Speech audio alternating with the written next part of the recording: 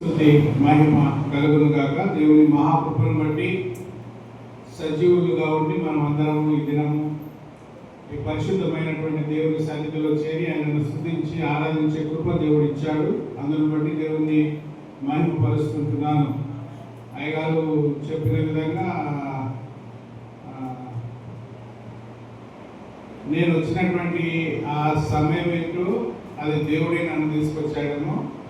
ఆ రోజు నేను నిలబడి వాక్యం చెప్తున్నా, అందరూ కూర్చొని ఉన్నారు. చాలా చాలా మంది ఉన్నారు ఆ రోజు. అయితే అటు సైడ్ అంతా ఓపెన్ ఉండే చర్చ్. అప్పుడు తాట్పల్ అది కవర్ చేసింది. మధ్యాహ్న సమయంలో బాగా వాక్యం చెప్తుంటే భయంకరంగా వర్షం వచ్చింది. ఆ వర్షం అటు నుంచి కొడితే స్త్రీలందరూ అందరు లేచి వచ్చి ఇట్లా నా ముందర అందరూ కూర్చున్నారు. నాకు చాలా బాధ కలిగింది ఆ రోజు.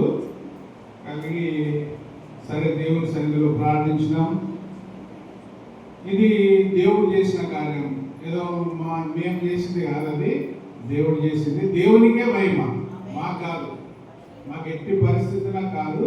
అది మహిమ అంతా దేవునికి. దేవుని కృపను బట్టి, మీ అందరి ప్రార్థన బట్టి దేవుని మందిరాన్ని ఇచ్చాడు. అందరూ సహకరించారు. దాంట్లో మేము కూడా ఒకరం, మీ అందరిలో మేము ఒకరం. మేము సపరేట్ కాదు, ఈ సంఘంలోనే మేము ఒకరం.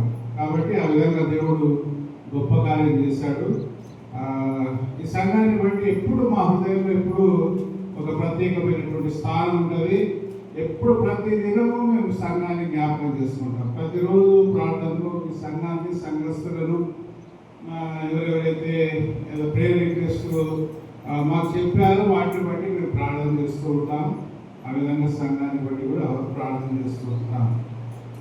భవిష్యత్తు దేవుడు ఇంకా ఈ సంఘాన్ని విస్తరింపజేసి అనేక ఆత్మలు ఇక్కడ చేర్చబడే కృప దేవుడు దయచేయడం కాక చిన్న ప్రార్థన చేసుకొని దేవుని వాక్యాన్ని ధ్యానిస్తాం. పరిశుద్ధుడా పరమ తండ్రి, మీ పరిశుద్ధ పాత్రలకు వందనాలు, కృతజ్ఞతలు చెల్లిస్తుంటున్నాను. నాయన, మీ పునరుద్ధాన దినంలో మీ పరిశుద్ధ మందిరంలో మేమందరం చేరి ఈ విధంగా మిమ్మల్ని స్తుతించి ఆరాధించే కృప ఇచ్చినందుకు మీకు కృతజ్ఞత చెల్లిస్తున్నానయ్యా. అవును ప్రభా, ఆరాధనలో మీ సన్నిధిని మేము అనుభవించాం. ఇక్కడ మీ సన్నిధి ఉంది ప్రభా, ఇక్కడ మీరు ఉన్నారు. అందును బట్టి మీకు కృతజ్ఞత చెల్లిస్తూ ఉంటున్నాను. ఇక్కడ చేరిన ప్రతి బిడ్డ యొక్క మనస్సును మీరు ఎరిగినటువంటి దేవుడు, వారికి ఉండే కోరికలు మీరు ఎరిగినటువంటి దేవుడు, వారికి ఉండే బాధలు మీరు ఎరిగిన దేవుడు. కాబట్టి మీ సమయమందు ప్రతి బిడ్డను మీరు ఆశీర్వదించలేనందుకు మీకు కృతజ్ఞత చెల్లిస్తున్నాను. ఇప్పుడు వాక్యాన్ని ధ్యానిస్తుండగా మీ సన్నిధి మాకు తోడుగా ఉంచండి. మీ పరలోక సన్నిధి నుంచి మీ మెల్లనైన స్థలాన్ని నాకు మాకందరికి వినిపించి మీ వాక్యము చేత మేము బలపడి ఈ లోకంలో మీ కొరకు సాక్షులుగా జీవించే కృప మాకు అనుగ్రహించమని మీ సన్నిధి మాకు తోడుగా ఉంచమని మా ప్రభువును రక్షకుడైన యేసు నామమున అడిగి వేడుకొంచుతున్నాను తండ్రి, ఆమేన్. గత 2-3 రోజుల నుంచి నాకు బాగా బలంగా మనసులో ప్రేరణ కలుగుతూ ఉంది. చర్చ్ దగ్గరికి రావాలనేటటువంటి ఆత్మ బాగా నన్ను ప్రేరేపించింది. నేను ప్రేయర్ చేసుకున్న తర్వాత బ్రదర్తో మాట్లాడాను. బ్రదర్, ఒకవేళ వీలైతే దేవుని చిత్తమైతే ఈరోజు నేను అంటే ఆదివారం వస్తున్నాను అంటే, రండి బ్రదర్, రండి సార్ అని చెప్పాడు. ఆ విధంగా దేవుని సన్నిధిలో ప్రార్థన చేస్తుంటే ఈ 146వ కీర్తన దేవుడు ఇంతకుముందు మనం చదివాము. ఈ 146వ కీర్తనలో శ్రేష్టమైనటువంటి మాటల చేత దేవుడు మనల్ని బలపరుస్తుంటున్నాడు. దావీదు మహారాజు రాసినటువంటి కీర్తన, యెహోవాను స్తుతించడి, నా ప్రాణమా యెహోవాను స్తుతించుము, నా జీవిత కాలమంతయు నేను యెహోవాను స్తుతించెదను. ఆయన చేసుకున్నటువంటి తీర్మానం ఏంటంటే, ఏదో ఆదివారం వచ్చి ఇక్కడ నేను దేవుణ్ణి స్తుతిస్తా, ఆరాధిస్తా అని చెప్పడం లేదు. ఏదో ప్రత్యేక ప్రార్థన మీటింగ్స్లలో లేదా ఉపవాస ప్రార్థననే నేను దేవుణ్ణి స్తుతిస్తానని చెప్పడం లేదు. కానీ నా జీవిత కాలం అంతా నేను యెహోవాను చదువుతాను. ఈ వాక్యం చదువుతున్నప్పుడు ఈ ఈ నా జీవిత కాలం అంతా నేను యెహోవాను స్తుతించదను అనే మాట చదువుతున్నప్పుడు వెంటనే నాకు దేవుడు జ్ఞాపకం చేసినటువంటి మాట ఏంటంటే మొదటి కీర్తన 1వ కీర్తన చదవండమ్మా. కీర్తనలు 1వ అధ్యాయం.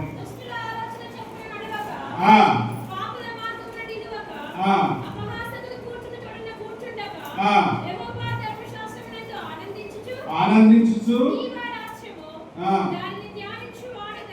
దివారాత్రములు దాన్ని ధ్యానించేవాడు. దావీదు చెప్తున్నాడు, దివారాత్రాలు ధ్యానించాలి. నేను దేన్ని ధ్యానించాలి? దేవుని యొక్క వాక్యాన్ని. అదే మాటను ఇక్కడ అంటున్నాడు, నా జీవితకాలం అంతా నేను స్తుతిస్తాను, నేను ఆరాధిస్తాను. అది మన జీవితాలలో ఉంటుందా? విశ్వాసులైనటువంటి నీ జీవితంలో, నా జీవితంలో దావీదు స్తుతించినట్టు మనం స్తుతిస్తున్నామా? మనకు ఎన్నో సమస్యలు ఉన్నాయి, వ్యక్తిగతంగా, కుటుంబంగా ఎన్నో సమస్యలు ఉంటాయి. ఆ సమస్యలన్నింటిలో సతమతం అవుతూ ఉంటాం, కానీ దేవుని వైపు దృష్టి పెట్టలేకపోతాం కొన్నిసార్లు. ఎందుకంటే సమస్య గురించి ఆలోచన చేస్తుంటాం. ఆ సమస్య మనల్ని పీడిస్తుంది. ఏదో అప్పుల బాధ ఉండొచ్చు, అనారోగ్యత ఉండొచ్చు, ఇంకేదైనా సమస్య ఉండొచ్చు. ఆ సమస్య గురించి ఎక్కువ ఆలోచన చేస్తుంటాం, కానీ దేవుని గురించి ఆలోచన చేయం. ఒకసారి యేసుక్రీస్తు నీళ్ళపై నడుచుకుంటూ వచ్చాడు కదా సముద్రం దగ్గర, సముద్రం పైన. అక్కడ పేతురు ఏమన్నాడు, ప్రభువా నీవే అయితే నేను కూడా నడుస్తాను, నీవే అయితే నేను కూడా నడుస్తాను అన్నాడు. అయితే నడువు అన్నాడు యేసయ్య. వెంటనే పేతురు నీళ్ళ మీద నడిచాడు. పేతురు యేసయ్య లాగానే నీళ్ళ మీద నడిచాడు. కానీ కొంచెం దూరం వెళ్ళిన తర్వాత ఏం జరిగింది? మునిగిపోతున్నాడు. ఎందుకు మునిగిపోయాడు? ఎందుకు మునిగిపోయాడు? యేసు మీద నుంచి తన దృష్టి మళ్ళీపోయింది. ఎక్కడ చూస్తున్నాడు? తుఫాను చూస్తున్నాడు, నీళ్ళ పొంగును చూస్తున్నాడు. అది నన్ను ముంచేస్తుంది అంటే సమస్యను చూస్తున్నాడు. మనం కూడా సమస్యను చూస్తాం. మన జీవితాలలో చాలాసార్లు మనం సమస్యలనే చూస్తాం. అది మనల్ని భయపెడుతుంది. సమస్య మనల్ని భయపెడుతుంది. యేసయ్య వైపు చూస్తే సమస్య చాలా చిన్నగా అనిపిస్తుంది.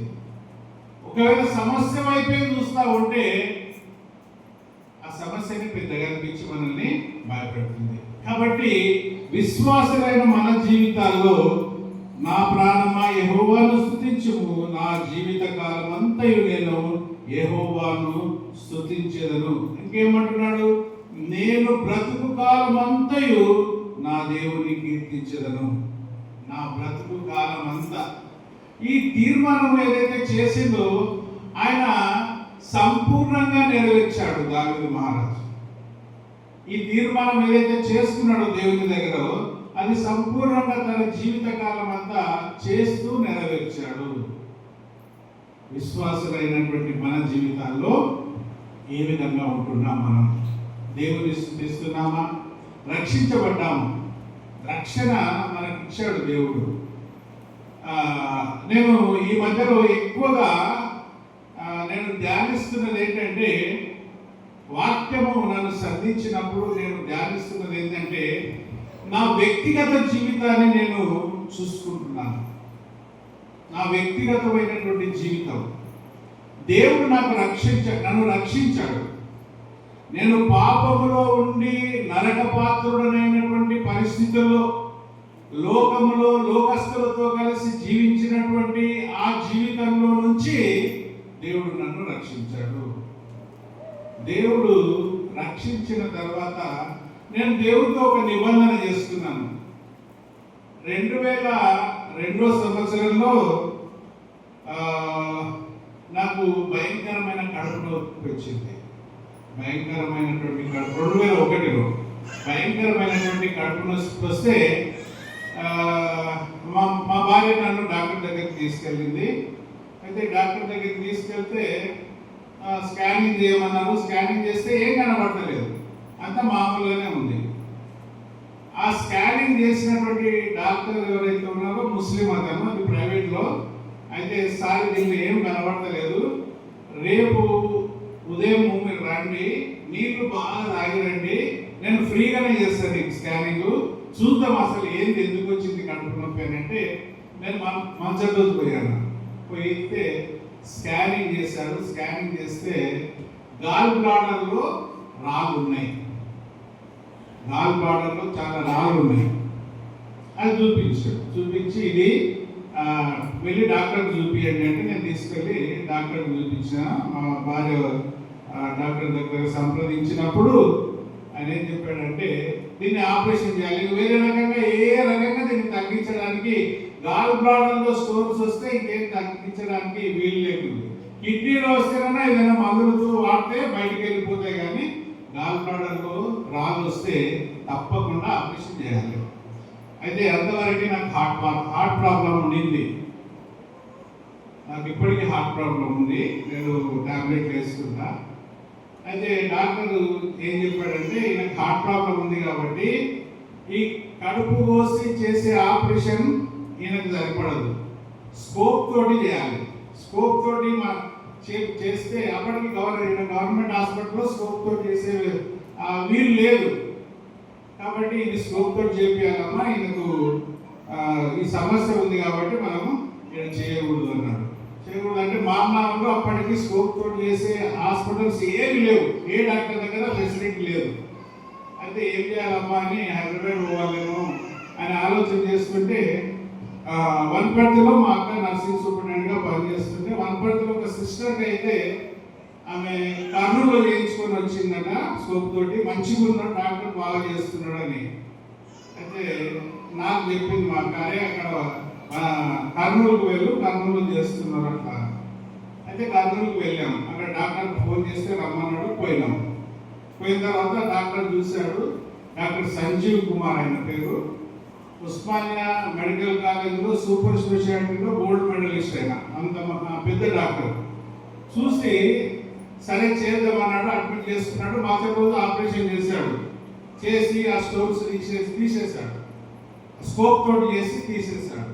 తీసిన తర్వాత ఇంకా నన్ను వార్డుకు షిఫ్ట్ చేశారు. చేసిన తర్వాత ఆ మరుసటి రోజు నాకు భయంకరమైన దాహం అవుతుంది. ఆపరేషన్ చేస్తే నీళ్లు దాపరు ఎవరికి, ఎవరైనా ఆపరేషన్ చేసుకున్నట్టుంటే తెలుస్తుంది. అది ఆపరేషన్ చేస్తే నీళ్ళు 80% దాపరు, ఐవి ఎక్కిస్తారు కానీ నీళ్లు దాపరు. నాకు దాహం ఎంత అవుతుందంటే పెద్ద చెప్పుతోటి నీళ్లు తాగాలన్నంత దాహం అవుతుంది. మా భార్యతో చెప్పాను ఇట్లా నాకు దాహం అవుతుంది, ఏం చేయాలని. అయితే డాక్టర్ ఒక్కొక్క సుక్క నీళ్ళే తాగకపోతే నాకు అది సరిపోతలేదు. మా అల్లుడు ఉన్నాడు, మా అక్క కొడుకు చూసి చేస్తుంటే అది నాకు సరిపోతలేదురా అంటే ఈ అమ్మ వచ్చి చూసింది. చూసి నాకు బాగా దాహం అవుతుందంటే నీ నాలుక చూపి అన్నది. నాలుక చూపించిన తర్వాత కొద్దిసేపు నన్ను గమనించి వెంటనే డాక్టర్ దగ్గర పోయి చెప్పిందంటే నాకు తెలియదు సార్, మా సార్కు ఇంటర్నల్ బ్లీడింగ్ అవుతుంది, అంటే లోపల రక్తం కారుతుంది. మీరు ఆపరేషన్ చేశారు కానీ లోపల రక్తం కారుతుంది, బ్లీడింగ్ అవుతుంది. అంటే ఏందమ్మా, నేను ఉస్మానియా మెడికల్ కాలేజ్లో నేను సూపర్ స్పెషాలిటీ డాక్టర్ను, గోల్డ్ మెడలిస్ట్, నాకు చెప్తున్నావు అంటే నీవు ఏమన్నాడు సార్, నేనైతే చెప్తున్నా మీరు వచ్చి చూడండి అంటే స్కానింగ్ మిషన్ నా దగ్గరికి తీసుకొచ్చి పక్కకు పెట్టి చూశారు. చూస్తే లోపల రక్తం అంతా గడ్డలు కట్టింది, రక్తం కారుకుంటూ రక్తం కట్టింది. ఆయన పరిశాన్ అయ్యి 7 మంది డాక్టర్లను పిలిపించి పరీక్ష చేయించాడు. చేయిస్తే అందరూ చూసి ఇక వాళ్ళు ఏం మాట్లాడుకున్నారో మళ్ళీ ఈవినింగ్ 6:30-7 గంటలకు నన్ను తీసుకొచ్చి సార్ మళ్ళీ నీకు ఒక ఆపరేషన్ అవసరమైంది అంటే చేయండి సార్, నేను 2 నిమిషాలు టైం ఏంటంటే సరే అని ఆ టైం ఇస్తే ఎందుకన్నాను అంటే నేను ప్రే చేసుకుంటాను అంటే నేను దేవుడితో చేసిన నిబంధన గురించి చెప్తున్నా. ఏసయ్య నన్ను ఈ పరిస్థితి మళ్ళీ ఆపరేషన్ చేస్తున్నారు, ఒకవేళ నువ్వు బ్రతికిస్తే నేను నీ పరిచర్యలో ఉంటాను, నేను నిన్ను ప్రకటిస్తా అని దేవుడితో నిబంధన చేసుకున్నాను. ఒకవేళ నీ చిత్తమై తీసుకుంటే అది నీ చిత్తమే అని ప్రార్థన చేసుకున్నా. అప్పుడు పిల్లలు చిన్నగా ఉన్నారు, దుఃఖం వచ్చింది, అయినా ప్రే చేసుకున్నా. సరే సార్ చేయండి అంటే 4:30 గంటలు ఆపరేషన్ చేశారు. కడుపు అంతా వస్తుంది. ఫస్ట్ ఏమో పోయొద్దు అన్నారు, కడుపంతా కోసి ఆ రక్తం ఎక్కడి నుంచి కారుతుందో దేవుడాడానికి 4.5 గంటలు పట్టింది. 4.5 గంటలు అయినాక రక్తం కారే ఆ వెయిన్ దొరికింది. అప్పుడు అక్కడ ఉండే అనస్థిస్ట్ వచ్చి బయట మా భార్యతో చెప్పినట్ట, అమ్మ దేవుడు గొప్పోడు, మీ భర్త ఇంకా బతుకుతాడు. మేము చనిపోతాడు అనుకున్నాము, కానీ బ్రతుకుతాడు. ఎందుకంటే అది దొరికింది, రక్తం ఎక్కడి నుంచి కారుతుందో. దాన్ని టై చేసేసి తర్వాత గుడ్లేశారు. నాకు ఇక్కడ నుంచి ఇంతవరకు ఆపరేషన్ చేశారు. అంటే ఎందుకు చెప్తున్నానంటే, దేవుడితో ఈ దావీదు చేసినటువంటి నిబంధన ఏంటంటే జీవిత కాలం అంతా ఆయనను స్తుతించాలి. దేవుడు నన్ను బ్రతికించాడు కాబట్టి నేను అప్పటి నుంచి దేవునికి సమర్పించుకొని పరిచర్య చేస్తూ పరిచర్యకు సహకారులుగా ఉంటున్నాము. సేవకులకు పరిచర్యకు సహకారులుగా ఉండాలనే తీర్మానము మా కుటుంబానికి దేవుడు ఇచ్చాడు. ఆ విధంగా చేస్తూ దేవునితో చేసుకున్నటువంటి నిబంధన ప్రకారంగానే మేము ముందుకు వెళ్తా ఉన్నాము. అందుకు దేవుడు మమ్మల్ని నడిపిస్తున్నాడు. అయితే నాకు ఇక్కడికి నేను చెప్పాలనుకున్నటువంటి వాక్య భాగము 2వ దినవృత్తాంతముల గ్రంథము 26వ అధ్యాయంలో మనం ఒక వ్యక్తిని చూస్తాం. అంటే విశ్వాస జీవితంలో పడిపోయే స్థితి మనకు ప్రతి ఒక్కరికి వస్తుంది. ఎంత మంచి రక్షించబడినటువంటి ఎంత మంచి వాళ్ళైనా, ఎంత నీతిమంతులైనా ఒక రోజు పడిపోయేటటువంటి పరిస్థితి వస్తుంది. వచ్చినప్పుడు మనం ఏం చేయాలి? రక్షించబడ్డాం, యేసుక్రీస్తు నామములో బాప్తిసం తీసుకున్నాం, రక్షించబడిన వారి లెక్కలో ఉన్నాం, ఆదివారం వస్తున్నాం, ఆరాధన చేస్తున్నాం, ఫాస్టింగ్ ప్రేయర్స్లలో ఉంటున్నాం, ప్రతిదినం ప్రేయర్ చేసుకుంటున్నాం, బైబిల్ చదువుకుంటున్నాం, అన్ని చేస్తున్నాం. కానీ కొన్ని సందర్భాల్లో పడిపోయే పరిస్థితి కూడా మనకు వస్తుంది. మనుషులం, ఎందుకంటే మన శరీరం ఇది పాప శరీరం కాబట్టి ఇది లోక సంబంధమైన వాటిని ఎక్కువగా ఆకర్షిస్తుంది. కాబట్టి ఏ విధంగానైనా మనము మన విశ్వాసంలో పడిపోయేటటువంటి పరిస్థితి ఏర్పడవచ్చు. కాబట్టి ఇక్కడ 26వ అధ్యాయం 2వ దినవృత్తాంతములు 26వ అధ్యాయం మొదటి నుంచి కొన్ని చదవనమ్మా, కొన్ని వచనాలు, ఒక 5 వచనాలు వరకు.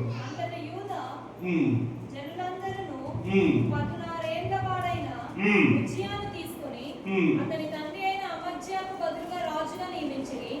అతడు ఎలాగును కట్టించి రాజుకు తన తండ్రి అతని పితరులతో కూడా నిద్రించిన తర్వాత అది యూదా వారికి తిరిగి వచ్చినట్టు చేశాను. ఉజ్జియా ఏలన ఆరంభించినప్పుడు 16 ఏళ్ల వాడ యెరూషలేములో 72 సంవత్సరములు ఏలెను. అతని తల్లి యెరూషలేము కాపురస్తురాలు, ఆమె పేరు యెకొల్యా. అతడు తన తండ్రి అయిన అమజ్యా చర్య అంతటి ప్రకారము యెహోవా దృష్టికి యథార్థముగా ప్రవర్తించెను. దేవుని ప్రత్యక్షత విషయమందు తెలివి కలిగిన జకర్యా దినములలో అతడు దేవుణ్ణి ఆశ్రయించెను. అతడు యెహోవాను ఆశ్రయించిన అంతకాలము దేవుడు అతన్ని వర్ధిల్ల చేసెను. రాజును దేవుడు ఎంతవరకు వర్ధిల్ల చేశాడంట? యెహోవాను ఆశ్రయించినంత కాలం ఆయనను వర్ధిల్ల చేశాడు. ఎవరి నడిపింపులో ఆయన ఉన్నాడంటే జకర్యా ప్రవక్త నడిపింపులో ఉన్నాడు. జకర్యా అనే దైవజనుని నడిపింపులో ఉన్నాడు. దేవుడు మనకిచ్చినటువంటి దైవజనుడు కూడా జకర్యా లాంటి దైవజనుడిని మనకిచ్చాడు. అన్ని విషయాలలో ప్రార్థన పూర్వకంగా, ప్రార్థనతో ప్రారంభించి ప్రార్థనతోనే పరిచర్యను ముగించేటటువంటి దైవజనుడిని మన సంఘానికి ఇచ్చాడు. జకర్యా లాంటి దైవజనుడు ఉన్నాడు. మనము దేవుని సన్నిధిలో యథార్థంగా ఆయనను స్తుతించి ఆయనను మహిమపరుస్తాం. ఇక్కడ ఈ రాజు ఏం చేశాడంట? దేవుణ్ణి ఆశ్రయించినంత కాలం ఆయన వర్ధిల్లాడు. ఆ కింది వచనాలన్నీ మనం చదువుకుంటూ పోతే ఇక్కడ ఏమైందంటే మనకు తెలిసేటటువంటి విషయం ఏంటంటే ఆయన అభివృద్ధి పొందాడు. 26వ అధ్యాయం 7-8 వచనాలు చదవనమ్మా. ఉర్బాయిలతోనూ ఆ. నివసించిన అరబీయులతోనూ ఉమ్. మెహూలీయులతోనూ ఉమ్. అతడు యుద్ధము చేయగా ఉమ్. దేవుడు అతనికి సహాయం చేసెను. ఆ. అమోరీయులు ఉమ్. ఉజ్జియాకు ఉమ్. మన్నించువారైరి. చాలమ్మా. ఇది అంటే ఇక్కడ నుండి చుట్టుపక్కల ఉండే రాజ్యాలన్నింటినీ గెలిచాడు. ఆ అధ్యాయం అంతా చదివితే మనకు చాలా ఉజ్జియా రాజు గురించి చాలా విషయాలు తెలుస్తాయి. అయితే ఇక్కడ జరిగినటువంటి విషయం ఏంటంటే, అంటే మంచిగా స్థిరపడ్డాడు, చుట్టుపక్కల రాజ్యాలన్నీ స్వతంత్రించుకున్నాడు. ఆయన బాగా బలపడిన తర్వాత జరిగినటువంటి విషయం ప్రాముఖ్యంగా 16 వచనాన్ని చదవమ్మా. 16 వచనము. అయితే అతడు స్థిరపడి, బాగా గమనించాలండి ఈ వాక్యాన్ని. అయితే అతడు స్థిరపడిన తర్వాత అతడు మనస్సున గర్వించాడు. ఇదిగో నాకు ఇంత గొప్ప రాజ్యం అయింది, నాది చిన్న రాజ్యం ఉండే, చుట్టుపక్కల రాజ్యాలన్నీ నావే అయిపోయాయి, రాజులందరూ నాకు ఓడిపోయి నాకు కప్పం ఇచ్చేటటువంటి వాళ్ళు అయ్యారు, నా ధనాగారం పెరిగిపోయింది, నా సంపద పెరిగిపోయింది, దేవుడు నన్ను అత్యధికంగా ఆశీర్వదించాడు అని చూసుకున్న తర్వాత ఎక్కడ గర్వించాడంట ఆయన? మనస్సులో గర్వం. ఈ గర్వం అనేది కనబడదు ఎవరికి, మనసులో ఉంటుంది అది గర్వం. ఈ గర్వం అనేది చాలా భయంకరమైనది. ప్రతి మనిషి జీవితంలో కూడా గర్వం అనేది చాలా భయంకరమైనటువంటిది. ఈ గర్వించి చెడిపోయాను అతడు.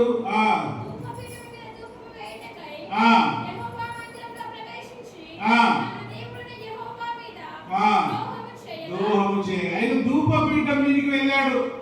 మందిరంలో ధూపపీఠము అంటే పరిశుద్ధ స్థలం యొక్క బలిపీఠం దగ్గరికి వచ్చాడు ఆయన.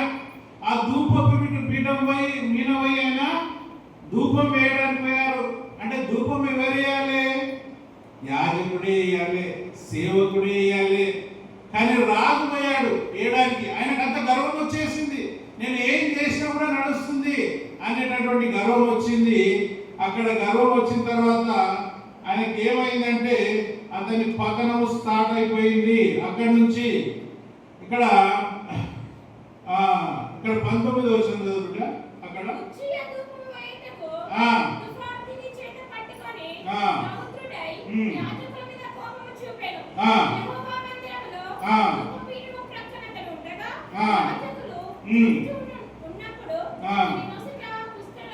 అతని నొదట కుష్ఠరోగం వచ్చేసింది. మందిరములో యాజకుడు చేసే ధర్మాన్ని ఒక రాజు చేయడానికి పోయాడు.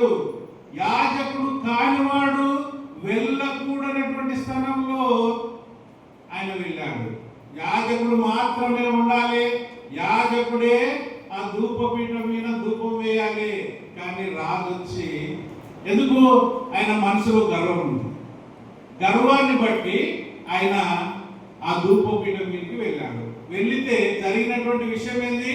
ఆయన నొసట కుష్ఠరోగం వచ్చింది. అప్పుడే మందిరంలో ఉండగానే. అక్కడ కింది వచ్చిన చదవమ్మా.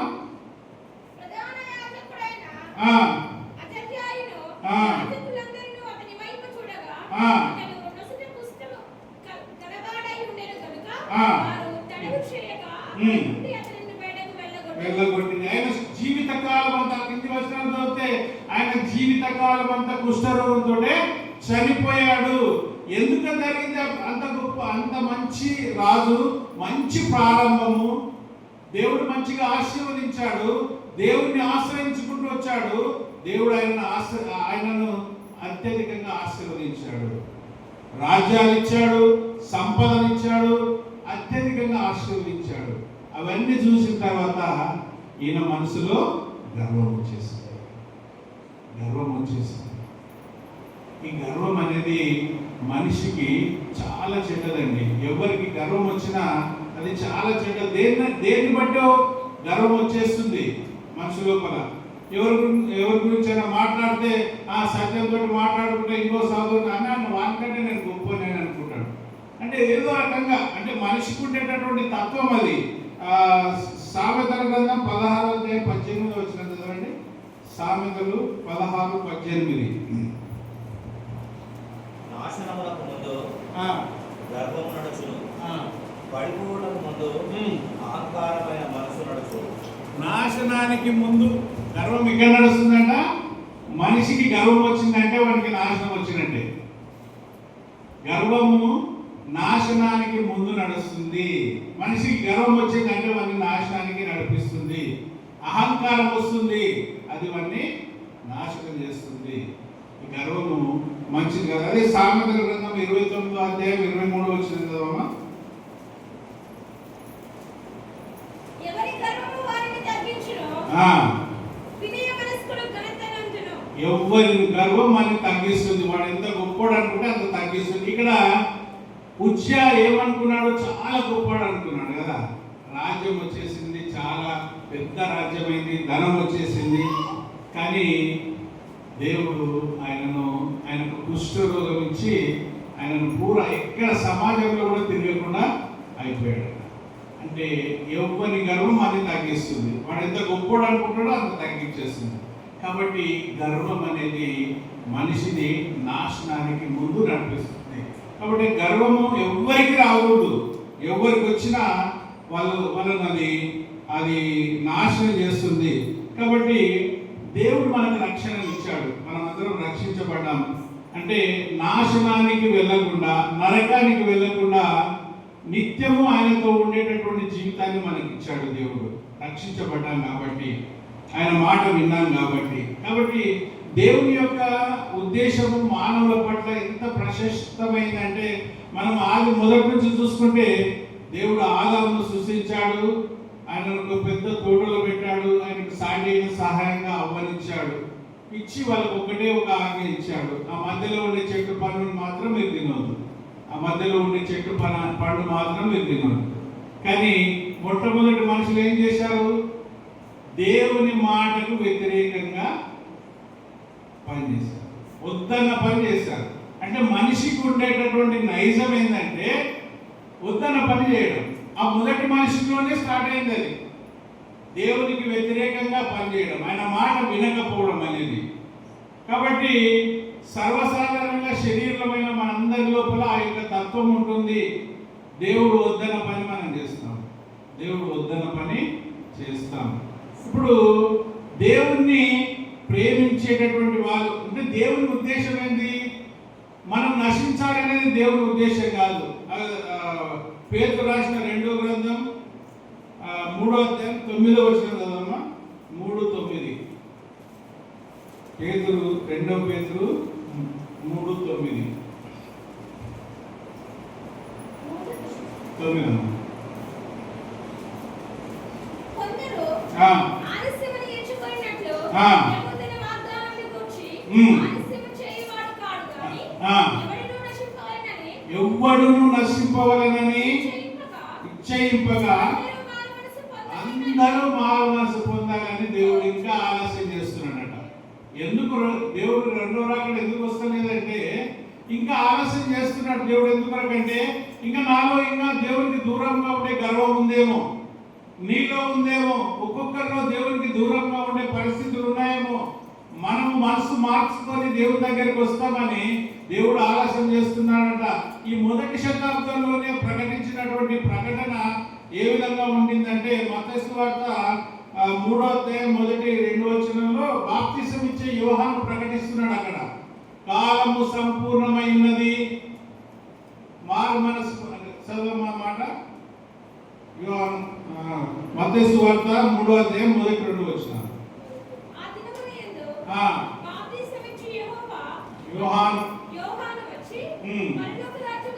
పరలోక రాజ్యము సమీపించింది, మారు మనసు పొందండి. ఈయన ఏమని ప్రకటించాడు? పరలోక రాజ్యము సమీపించింది, దేవుడు వస్తున్నాడు, ఇంకా రెండవ రాకడ దగ్గర ఉంది, మీరందరూ మారు మనసు పొందండి అని యోహాను ప్రకటించాడు. అదే మార్కు సువార్త 1వ అధ్యాయం 14 వచనం చదవడమ్మా. ఈ యోహానును అక్కడ హేరోదు ఆయన తల నరికేసి చంపిన తర్వాత యేసు ప్రభు ప్రకటిస్తున్నాడు. అక్కడ చెప్పమ్మా అమ్మా 1వ అధ్యాయం 14 వచనం. యోహాను అంటే చెరపట్టబడి ఆయన సంహరించిన తర్వాత యేసు కాలము సంపూర్ణమయ్యున్నది. కాలము సంపూర్ణమైనది. ఇంకా కాలం అయిపోయింది, సంపూర్ణమైంది. దేవుని రాజ్యము సమీపించింది. దేవుని రాజ్యం వచ్చేటందుకు సమీపించింది. మారు మనసు పొంది సువార్త నమ్ముడని చెప్పుచు దేవుని సువార్త ప్రకటించుచు ప్రకటించాడు. ఇంకా మీరు మారు మనసు పొందండి, కాలం సమీపించింది. ఎప్పుడు వస్తున్నాడో రెండవ రాకడ తెలియదు కాబట్టి మీరు మారు మనసు పొందండి అని మొదటి శతాబ్దంలోనే యేసయ్య ప్రకటించాడు. మళ్ళీ ఎందుకయ్యా ఇంతవరకు ఇంకా రావడం లేదు యేసయ్య, ఆలస్యం ఇంతవరకు చెప్తున్నారు? యోహాను చెప్పాడు, యేసయ్య చెప్పాడు, ఇంతవరకు అవడం లేదంటే ఇంతకుముందు పేతురు 2వ పత్రిక 3వ అధ్యాయం 9వ ఇంకా ఎవ్వరు నశించాలని దేవుని యేసయ్య ఉద్దేశం కాదు. ప్రతి ఒక్కరు రక్షించబడాలి, ప్రతి పాపి రక్షించబడాలి, ప్రతి ఒక్కరు పరలోకానికి రావాలని దేవుడు నీ కొరకు నా కొరకు ఇంకా ఆలస్యం చేస్తున్నాడు. మన విశ్వాస జీవితంలో ఎక్కడైనా త్రొట్టు పడుతున్నామా? ఉజ్జియా అంత గొప్పవాడే తప్పిపోయాడు. మనందరికీ బాగా తెలుసు దావీదు మహారాజు గురించి దేవుడు ఏం చెప్పాడు? ఈయన నా హృదయానుసారుడు, నా మనసు ఎట్లుందో ఆయన అలాంటి వ్యక్తి అని చెప్పాడు. అంత గొప్ప దైవజనుడే తప్పిపోయాడు. ఆయనను గొర్రెల దొడ్డిలో నుంచి తీసుకొని వచ్చి రాజుగా చేశాడు దేవుడు. చేసినటువంటి ఆయననే దావీదు తప్పిపోయాడు. చూడండి 2వ సమూయేలు గ్రంథం 11వ అధ్యాయం 2 నుంచి 4 వరకు చదివితే, సమూయేలు రాసిన 2వ గ్రంథం 11వ అధ్యాయం 2 నుంచి 4 వరకు చదివితే ఒకానొక దినమున ఆ ప్రొద్దు మ్రొక్కివేళ దావీదు పడక మీద నుండి లేచి రాజనగరి మిద్దె మీద నడుచుచు పైనుండి చూచుచుండగా స్నానము చేయు ఒక స్త్రీ కనబడెను. ఆమె బహు సౌందర్యవతి అయి ఉండుట చూచి దావీదు దాని సమాచారము తెలుసుకొనుటకై ఒక దూతను పంపెను. అతడు వచ్చి ఆమె ఏలీయము కుమార్తెయు హిత్తీయుడగు ఉరియాకు భార్యయునై బత్షెబా అని తెలియచేయగా దావీదు దూతల చేత ఆమెను పిలువనంపెను. ఆమె అతని యొద్దకు రాగా ఆమెతో శయనించాడు. అక్కడ దావీదు చేసిన పాపం, ఒక స్త్రీతో ఒకరి భార్యతో శయనించాడు. అది ఎంత గొప్ప పాపం అండి దేవునికి. దేవుడు ఆయనను గొర్రెల దొడ్డిలో నుంచి తీసుకొని వచ్చి అనేక రకమైనటువంటి పరిస్థితుల నుంచి తీసుకొని వచ్చి ఇశ్రాయేలు మీద రాజుగా చేసిన తర్వాత ఆయన చేసినటువంటి పొరపాటు ఎంత గొప్పది. ఒక స్త్రీని, ఆయన రాజు అంటే తండ్రిలాగా, ఆ దేశంలో ఉండే వాళ్ళందరికీ తండ్రిలాగా, అలాంటి వ్యక్తి వాళ్ళందరినీ రక్షించవలసినటువంటి ఆయన చేసినటువంటి గొప్ప పొరపాటు. ఆ బెత్షెబాతో పాపం చేసి దేవుడు ఏం చేశాడు? నాతాను ప్రవక్తను పంపించి హెచ్చరించాడు. హెచ్చరిస్తే ఈ దావీదును ఎందుకు దేవుడు నా హృదయానుసారుడు అన్నాడంటే, నువ్వు పాపం చేస్తావని చెప్తే నేను రాజును, నేను ఏదైనా చేయొచ్చు అనలే. నా ఇష్టం, నేను ఏమన్నది, నా రాజ్యంలో ఎవరుంటే వాళ్ళని నేను ఏమన్నా చేయొచ్చు అని మాత్రం చెప్పలేదు. ఇక్కడ ఉజ్జియా గర్వించినట్టు ఇక్కడ దావీదు గర్వించలే. నాతాను ప్రవక్త చెప్పినప్పుడు వెంటనే పశ్చాత్తాపడ్డాడు. అవును, నేను పాపం చేశాను అని ఆయన 51వ కీర్తన రాశాడు. కీర్తనలు 51వ అధ్యాయంలో 3వ వచనంలో ఉంటుంది చూడండి. కీర్తనలు, నా అతిక్రమములు నాకు తెలిసే ఉన్నాయి, నా పాపం ఇగో నేను ఉజ్జియా భార్యతో చేసిన పాపం నా కళ్ళ ముందు కనబడుతుంది అని దేవుడితో చదవమ్మా.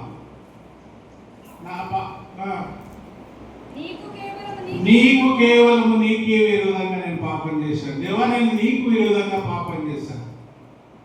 అంటే 7వ వచనం చదవమ్మా. నేను పవిత్రుడు నగునట్లు నేను చేసిన పాపాన్ని నన్ను పరిహరింపు, హిస్సోపుతో నన్ను కడుగు, హిమము కంటే తెల్లగా అయ్యేటట్టు నా హృదయాన్ని నువ్వు కడుగు. అంటే పాపం ఏం లేకుండా నేను ఉండేటట్టు నన్ను చేయి. నాలో పాపం వచ్చేసింది, పాపం చేసిన నేను ఉజ్జియా భార్యతో నేను పాపం చేసిన, అదే మాదిరిగా ఉజ్జియాను చంపించిన 2 పాపాలు చేసిన నేను. నా పాపం నా కళ్ళ ముందే ఉంది కాబట్టి నా హృదయాన్ని నువ్వు కడగయ్యా. ఎట్లా కడగాలంట? హిమము కంటే తెల్లగా ఉండేటట్లు కడుగు, నువ్వు నన్ను కడగయ్యా, నా పాపం కడుగు అని దేవుని సన్నిధిలో పాపం ఒప్పుకొని 17వ వచనంలో అంటాడు, విరిగిన మనసే నీకు ఇష్టమైన బలియ, విరిగిన మనసును నీవు అలక్ష్యం చేయవు. నేను పాపం చేసినా నా హృదయాన్ని విరిచేసుకుంటున్నా. నేను పాపం నా హృదయంలోనికి రానివ్వకుండా నా హృదయాన్ని విరిచేసుకుంటున్నా. చూడండి, మన జీవితాలను ఒకసారి పరిశీలించుకున్నాం. ఎక్కడైనా తప్పిపోతున్నామా మనం? దావీదు తప్పిపోయినట్టు, లేదా ఉజ్జియా తప్పిపోయినట్టు గర్వించి, లేదా మన సహోదరులతో ద్వేషం పెంచుకొని, కొన్నిసార్లు మనం ఎవరితో కొట్లాడితే వాళ్ళతో మాట్లాడము. ఇక ఎంతవరకు మాట్లాడము? అరే మాట్లాడమ్మా అని చెప్తే నేను సత్య వరకు మాట్లాడని అంటాం కదా కొన్నిసార్లు. అంటే మనం మనుషులం కాబట్టి అది వస్తుంది, మనకు ఆ గర్వం వస్తుంది. కాబట్టి గర్వము ఏం చేస్తుందంటే అది ఎక్కడ నడుస్తుంది? నాశనానికి ముందు గర్వం నడుస్తుంది. చూడండి, మన జీవితంలోనికి ఆ గర్వం రాకూడదు. ఇక్కడ పాపం చేసి ఆయన ఒప్పుకున్నాడు, క్షమాపణ పొందాడు, దేవుని దగ్గర క్షమాపణ పొందాడు. చూడండి, మనం విశ్వాసమే రక్షించబడ్డాం. బాప్తిసం తీసుకున్నంత మాత్రాన పరలోకానికి పోయే పాస్పోర్ట్ కాదు అది.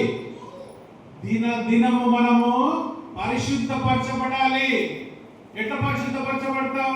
క్రీస్తులో ఉంటేనే పరిశుద్ధ. అందుకే అపోస్తలుడైన పౌలు కొరింథీయులకు రాసిన 2వ పత్రిక 5వ అధ్యాయం 17వ వచనంలో ఉంటుంది. 5వ అధ్యాయం 17వ వచనంలో కొరింథీయులకు రాసిన 2వ పత్రిక 5:17 కాగా ఎవడైనను క్రీస్తునందున్న ఎడల వాడు నుదిగి. ఈ వచనాన్ని బాగా మనం మనసులో పెట్టుకుందాం. మనము నూతన సృష్టిగా, ఒక కొత్త సృష్టిగా, అంటే లోకంలో పాపము లేనటువంటి స్థితిలో ఎప్పుడు ఉంటాము? మనము క్రీస్తులో ఉంటే ఉంటాము. క్రీస్తులోనే ఉంటాం. క్రీస్తులో ఉంటే అంటే క్రీస్తును ప్రేమిస్తే క్రీస్తులో ఉంటాము. లోకాన్ని ప్రేమిస్తే లోకంలో ఉంటాం. లోకాన్ని ప్రేమిస్తే నరకము, యేసయ్యను ప్రేమిస్తే నిత్య జీవం. ఇది రెండే మార్గాలు మన జీవితంలో. ఎవరిని ప్రేమిస్తున్నాం మనం? యేసయ్య ప్రేమిస్తే ఆయన ఆజ్ఞకు లోబడాలి. ఆయన ఆజ్ఞకు లోబడి ఆయనను హృదయంలోనికి చేర్చుకోవాలి. ఇక్కడ దావీదు పాపం చేశాడు. నా హృదయాన్ని నువ్వు హిస్సోపుతో కడుగు, తెల్లగా అయ్యేటట్టు, పాపం ఏమాత్రం లేకుండా, ఇంత మచ్చ కూడా లేకుండా నన్ను కడగని దేవుని సన్నిధిలో ప్రార్థిస్తున్నాడు. ఒకవేళ అలాంటి పాపము మనలో ఉందా అంటే ఆ పాపమే కాదు, దేవుని మాటకు వ్యతిరేకంగా ఏది చేసినా పాపమే. కాబట్టి ఎలాంటి పాపమైనా మనలో ఉందా? మనం దేవుని సన్నిధిలో ఆ విధమైనటువంటి విజ్ఞాపన చేద్దామా? దావీదు చేసినట్టు, అయ్యా నన్ను కడుగు, నన్ను పవిత్రపరచు, నా హృదయంలో నీవే ఉండు. అందుకే 119వ కీర్తన 11వ వచనం అనుకుంటామా? చూడండి, 11వ వచనమా, నీ ఎదుట నేను పాపము చేయకున్నట్లు నా హృదయంలో నీ వాక్యం. ఎప్పుడైతే హృదయం కడగబడిందో, మార్చబడిందో, తెల్లగా అయిపోయిందో, ఇంకా పాపం రానియలే ఆయన హృదయంలోనికి. ఆయన ఏం పెట్టుకున్నాడంట? ఆయన దేవుని వాక్యం. అది ఎల్లప్పుడూ మన హృదయంలో ఉండాలి. అందుకే దివారాత్రములు దాన్ని ధ్యానించేవాడు ధన్యుడు. దివారాత్రం చదువుతున్నాం, వింటున్నాం, కానీ మన హృదయంలోనికి వెళ్ళడం లేదు. ఈ చెవిలో విండి ఈ చెవిలో నుంచి వెళ్ళిపోతుంది వాక్యము. ఇక్కడనే ఈ చర్చిలో కూర్చున్నప్పుడే, విన్నప్పుడే మంచిగా అనిపిస్తుంది, అరే ఇది బాగుంది, ఇవన్నీ ఈ విధంగా చేద్దాం అని అనుకుంటాం. కానీ ఈ చెవుల నుంచి అది ఎప్పుడో వెళ్ళిపోతుంది. ఈ చర్చిలో నుంచి బయటికి దాటగానే ఇంకా లోక సంబంధమైనటువంటి విషయాలు. ఒక ప్రొఫెసర్ కాలేజీలో ఆయన లెసన్ చెప్తున్నాడంట. బాగా అందరు కూర్చున్నారు స్టూడెంట్స్, చాలా బాగా లెసన్ చెప్తున్నాడంట. చెప్తుంటే ఒక స్టూడెంట్ లేచి అంటున్నాడంట, సార్ మీరు బాగా చెప్పారు కానీ ఇది ఈ చెవుల నుంచి వచ్చింది లోపలికి, ఈ చెవుల నుంచి వెళ్ళిపోయింది సార్ అన్నాడంట.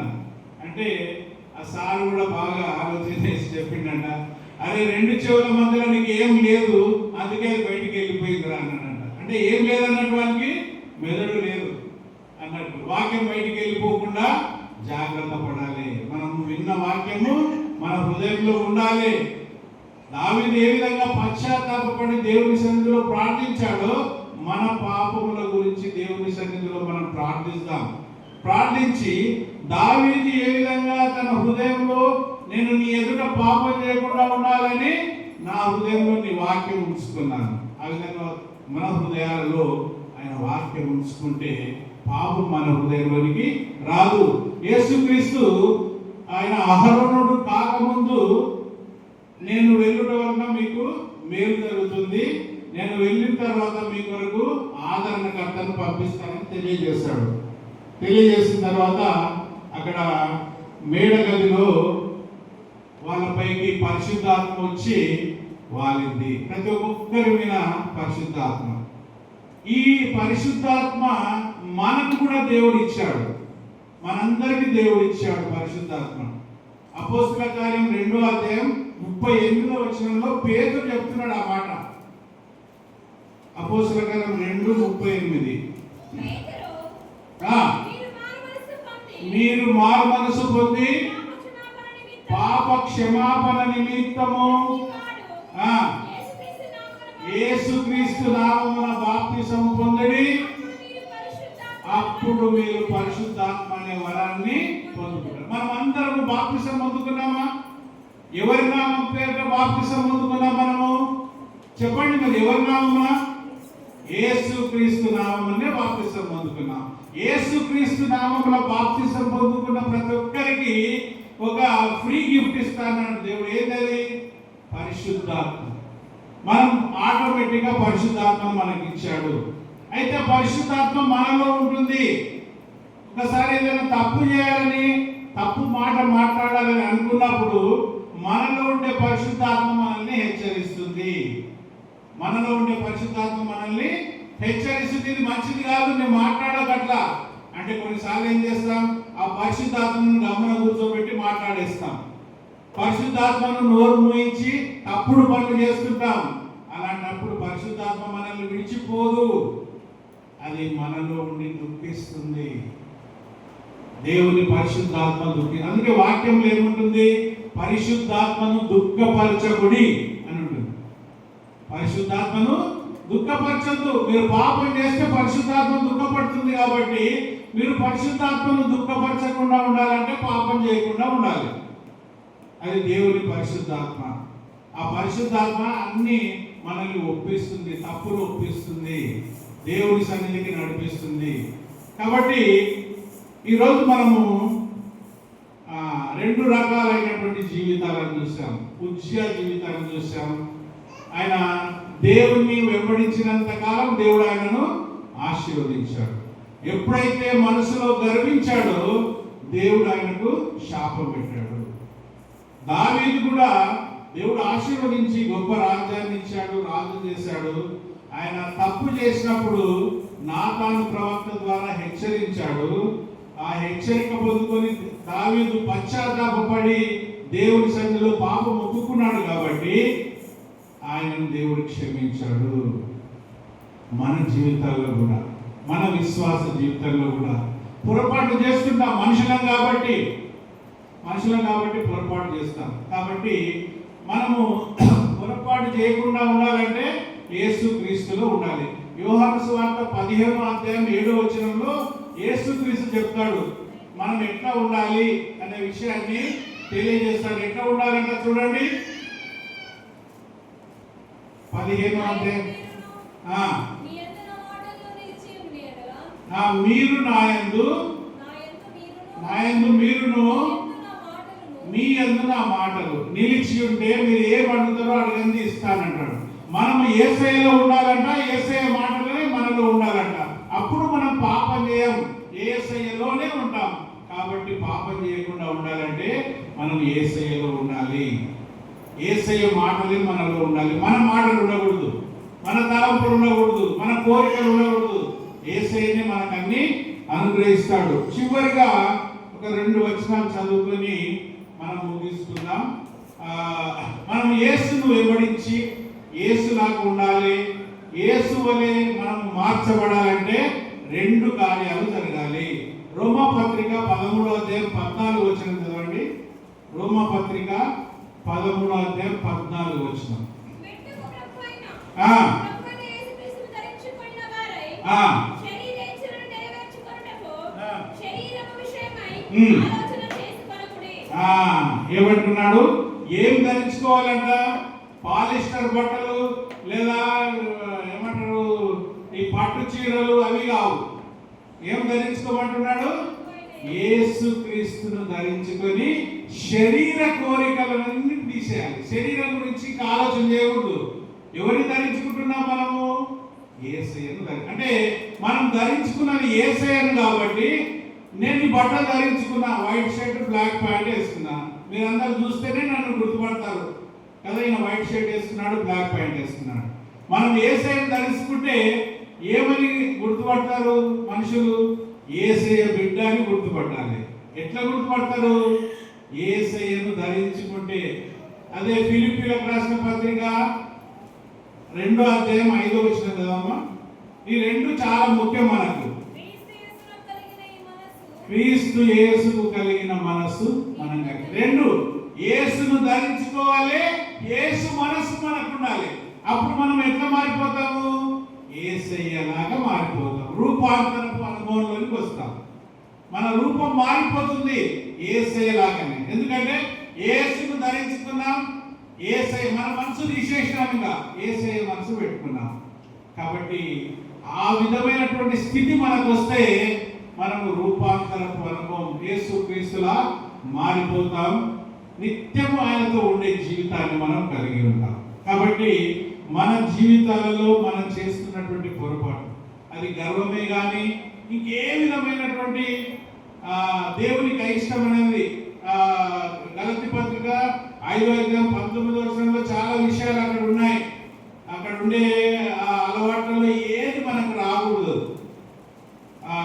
అక్కడ 5వ అధ్యాయం 19వ వచనంలో చూడమ్మా, శరీర కార్యాలు అని ఉంటాయి.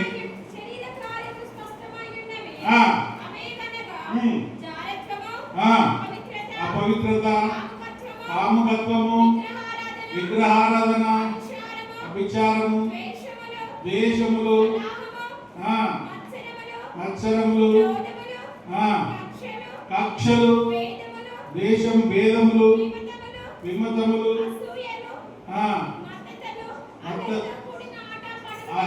ఇవన్నీ శరీర సంబంధమైనటువంటి కార్యాలట. వీటిలో ఏ ఒక్కటి మనకున్నా మనం యేసయ్య బిడ్డలం కాదు. ఇందులో ఏ ఒక్కటి మనం కలిగి ఉన్నా మనం యేసయ్య బిడ్డలం కాదు. ఆ కింద 22వ వచనంలో ఉంటుంది, ఆత్మఫలాల గురించి ఉంటుంది. ఆత్మఫలాలు ఏమనగా ప్రేమ, సంతోషం, సమాధానం, దీర్ఘశాంతం, దయాళిత్వము, మంచితనము, ఇవన్నీ 9 ఉంటాయి. ఇవన్నీ ఏంటంట?